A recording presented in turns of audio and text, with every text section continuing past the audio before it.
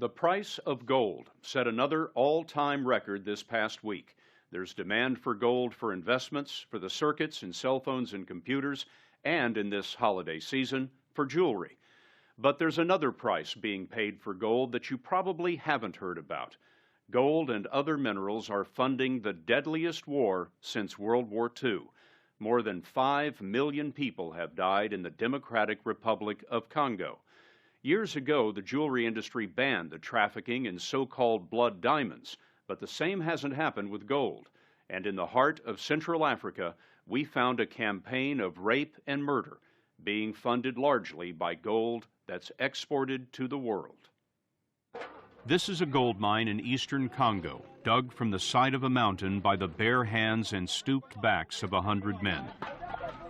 They've lifted tons of dirt one pan at a time, building terraces as they descend.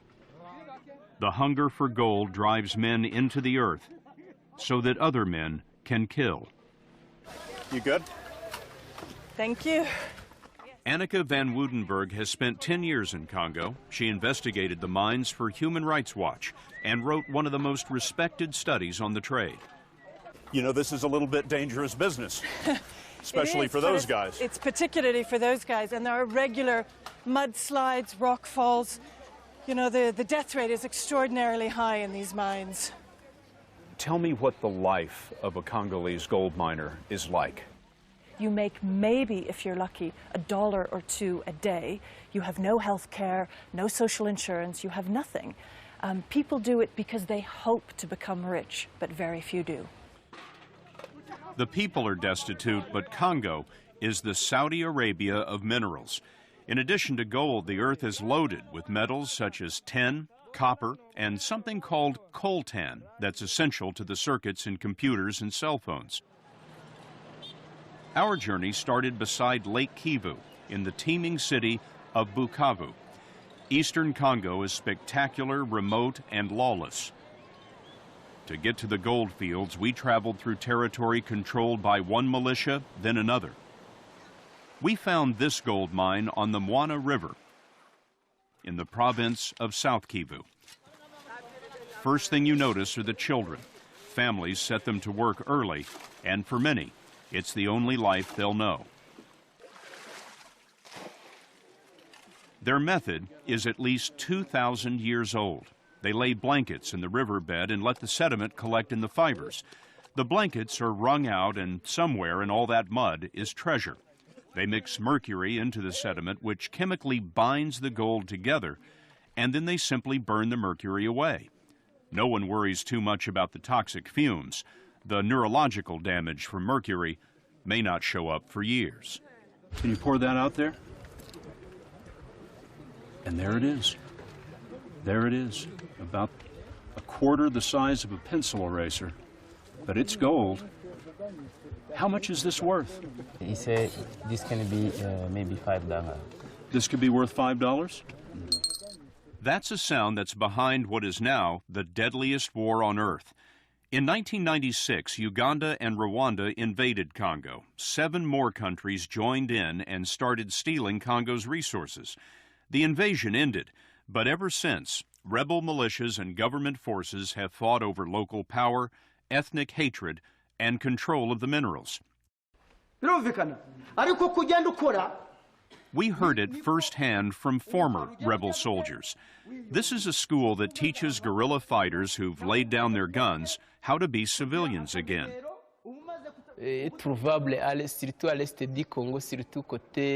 This former major told us that when his troops controlled a territory, he demanded gold from every miner every day. We collected gold, and then we went to buy medicines. We went to buy ammunition. We went to buy guns. Who sold you the ammunition and the guns? We would buy those things from Congolese army soldiers. He's saying that government troops sold weapons to him, the enemy. Congo is so destitute that even its army goes without pay and becomes just another predator among the villages. Is the violence increasing, decreasing? It spikes. It comes in phases, and it's very localized. John Prendergast worked on Africa policy in President Clinton's White House. Now he runs a group called the Enough Project that exposes war crimes. If you do a conflict analysis, you will find that when there are spikes in violence, it has something to do with contestation over the mineral resources, gold and the rest of them. One recent spike centered on a village called Kanyabayonga. We went there with United Nations troops and found that a rebel militia had raided the village and burned 70 homes. Why attack the civilian population? It's a very effective strategy. It scares the people, it terrorizes them into compliance. It's chaos. It's chaos that is organized in order to exploit the gold and other minerals for the enrichment of these armed groups, and it just keeps the cycle going and going until we break that cycle and begin to address the root issue here, which is the gold and the other conflict minerals. Villagers caught in the combat pour into camps, like the one we visited in the province of North Kivu. It's a desperate place where a fist of flour can be, in the moment, as precious as gold. Fidel Bafalimba is a relief worker for the International Rescue Committee, a global charity that brings water and health care to the camps. How many camps are there like this in eastern Congo? How many people are displaced? Oh my God, oh my God. We have saved so far 1 million individuals, displaced individuals. And to name specific camps here, I think we have over 100 camps within this country. One of my children was 15, another one 7, another one 6. And they were shot to death by the soldiers. Yes, they were shot to death. The story of just one woman captures Congo. We found her in the camp. We won't use her name, but she asked us to show you her face. Her village was destroyed by a militia, burned in 2007. In addition to the 3 children, she lost her husband and her parents. Your mother and your father were burned alive in their house.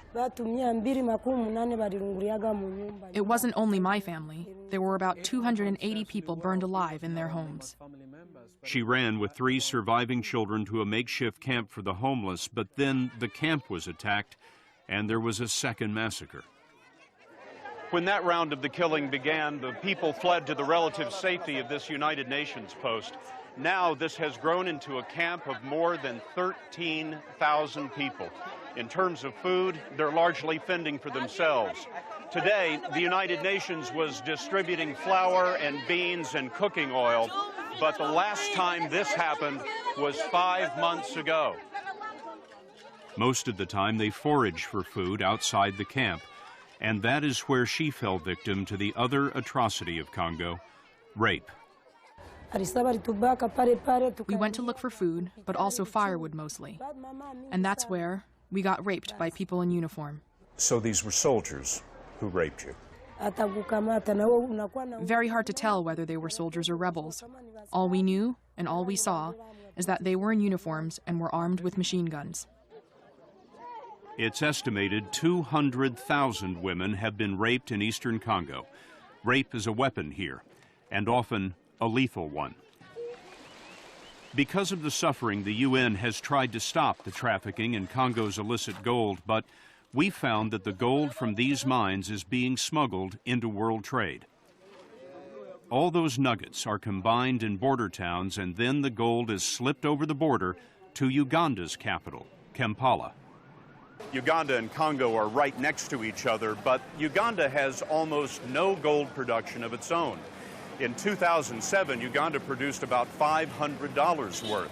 But in the same year, it exported $75 million in gold. Almost all of that is coming from the war zone. How much? Maximum 25. We took a hidden camera into a trader called JIT. We offered gold for sale, and we were clear it came from Congo.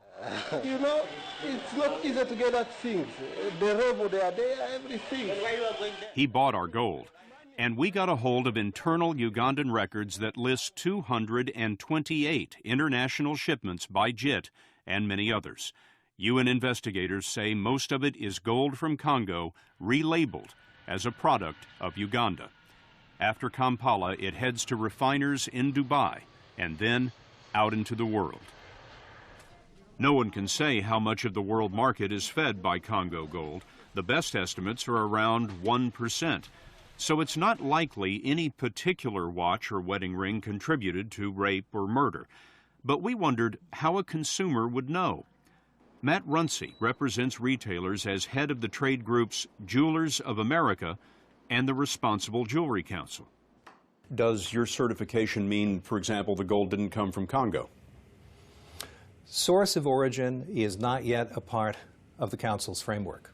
How do you keep that gold out of American jewelry stores? One needs to know where the sources of controversy are if one is to try to prevent those sources from getting into the legitimate supply stream. Well, I think it's been pretty well known for a long time where the sources of controversy are in Congo. Well, in the eastern province, yes, it has. Jewelers know about the tragedy in Congo, but it's never been standard industry practice to trace gold to its source. Jewelers buy gold from middlemen. They don't ask where it comes from. It was 7 years ago that the industry banned so-called blood diamonds from West Africa, but up till now, it hasn't done the same for gold. Banning the gold is a noble goal, but one that requires, I think, some thoughtful consideration and a positive engagement between stakeholders, governments, and industry to bring to achievement. And the industry stands ready to work with stakeholders and with government to achieve that end. What's to talk about? Why can't the industry cut off the supply from Congo and strangle the civil war there? There is absolutely no place and no need for debate around the question of whether any illegally sourced mineral ought to be part of the industry supply chain. It should not be. Walmart is the largest gold retailer in America. I believe that's correct, yes. What effect would it have if Walmart simply declared that it would demand traceability all the way to the mine for all the gold that it sells? There's no question in my mind that commercial pressure can and should and must be brought to bear. Why isn't it done? I don't think the question's been put to them, frankly. We put the question to them, and of the major jewelers we talked to, only Tiffany said that it traces nearly all of its gold directly to a particular mine, and that one's in Utah. Walmart told us it plans to trace the source of 10% of its gold products by next year. And the Responsible Jewelry Council says that it's developing a system for the industry that will one day trace gold to its source. If Congo's gold is less than 1% of world supply, that still comes to more than $300 million a year. More than enough to keep the war going on forever, mining an inexhaustible wealth of misery.